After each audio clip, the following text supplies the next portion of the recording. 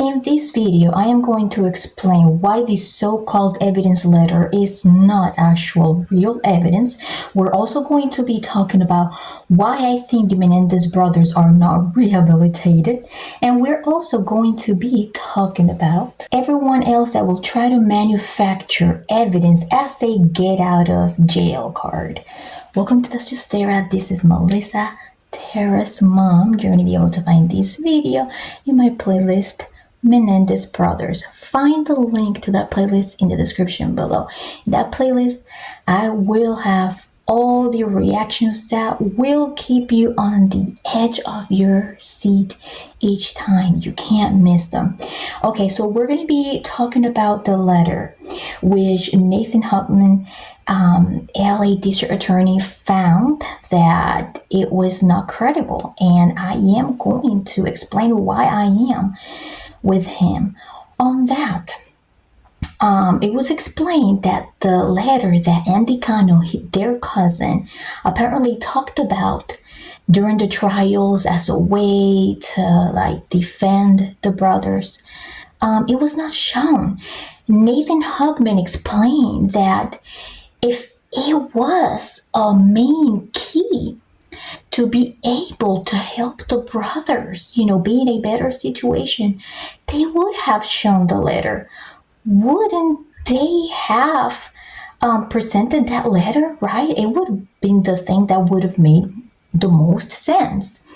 But no.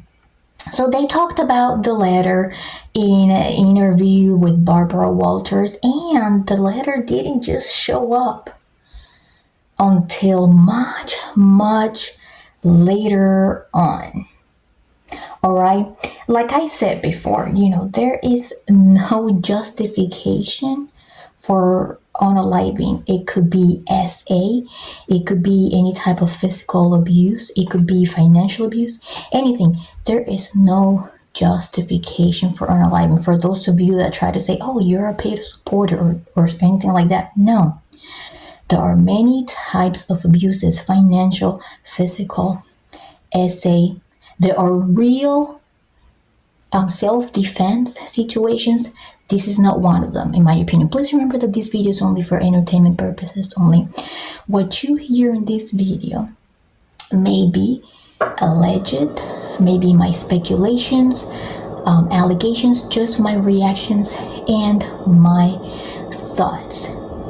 So again, with the letter, we have to remember that it was not shown on the prior trials, right? It was just the cousin that stepped up and said, hey, they wrote a letter to me, this and that.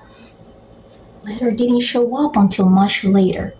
Now, on top of that, Nathan Hochman says that there is also a law, and I can't tell you specifically the name because I don't remember, but there is a law in that state that says that if you're going to bring a new piece of evidence, it needs to be somewhere within the time frame of 8 years, right? For it to count and for it to be credible. And this is why this habeas corpus petition is expected to be rejected too.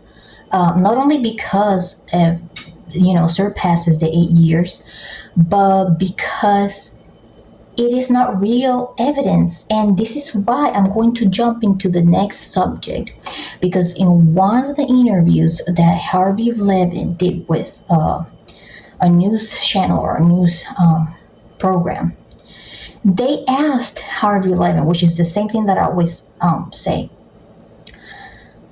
what about all these other people that want to also jump into the Gypsy Rose Blanchard privilege wagon? I'm just making that up, right? But he said, what about all of these people that just want to say, hey, I did it for self-defense?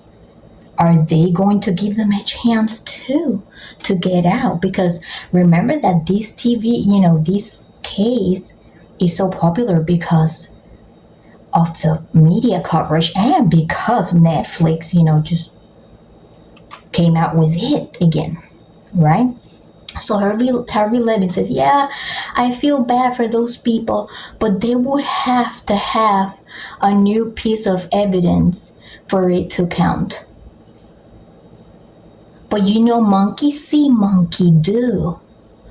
Monkey see, monkey do. So all of these people are going to be fabricating a letter too? I mean, allegedly, right? Because remember that this letter did not show up during the trials. This letter came out later, right? So if we're gonna let the Menendez brothers get away with this as a self-defense mechanism or evidence for abuse, then everybody else is gonna copy the same thing. Because you can just make it up, right? Or make up something else that is just as poor and as vague as a letter. That is my opinion, right? Now, let's talk about rehabilitation. Everybody say, oh, let them get out. They paid for it. 20-something, 25 years is enough. Rehabilitation. Let me tell you something, sweetheart. Being stuck between four walls and having security cameras follow you around, adapting to your environment and into your new life, knowing that you have life without parole, is not rehabilitation. Running programs as part of your adaptation, it's not rehabilitation. Just because two calculated humans that try to speak as the most in the most articulate way as possible in an interview in front of everyone doesn't mean, and because they sound good to you, that doesn't mean that they're changed people. I don't know why Harvey Levin does that, because I don't know why Harvey Levin says that they sound like different people, because Harvey Levin is a lawyer, but Harvey Levin is not a psychiatrist to have run an evaluation. So, and Harvey, you were not there all these years. You may have covered his case, and I love you, Harvey Levin. You may have covered the case, but you're not a psychiatrist. These calculated men, in my opinion, I'm not a doctor, I'm not a psychiatrist either, but you have to look at their patterns. They committed crimes and other acts as a motive for money. You have to remember that they went out burglarizing homes with children inside of them, allegedly, right? Or most of them at least could have, because I'm pretty sure there were children at least in some of them. And they were human beings, no matter what their age was, and their lives were put at risk. Okay? So you got that. Burglarizing, what would you burglarize? To just say hi to the people? No. For some type of gain, right? They plan, and guess what? On top of that, supposedly, right, they had received all these threats that they were going to be unalived if they walked out of their houses. Well, they walked out of their house to burglarize. Did they get unalived on their way to do that? No, Harvey Levin. They did not get unalived. They burglarized, continued burglarizing, and they went right back to where they had this. And what happened after that? Once they found out that they were going to be taken off a will, bam, right? They decided to unalive their parents in cold blood.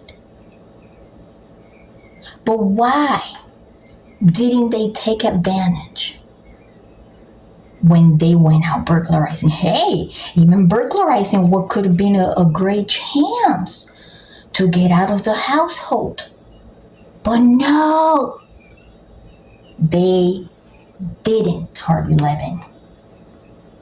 Plagiarism, burglarizing, unaliving, after they were taken off the will, going on a shopping spree. What does that tell you?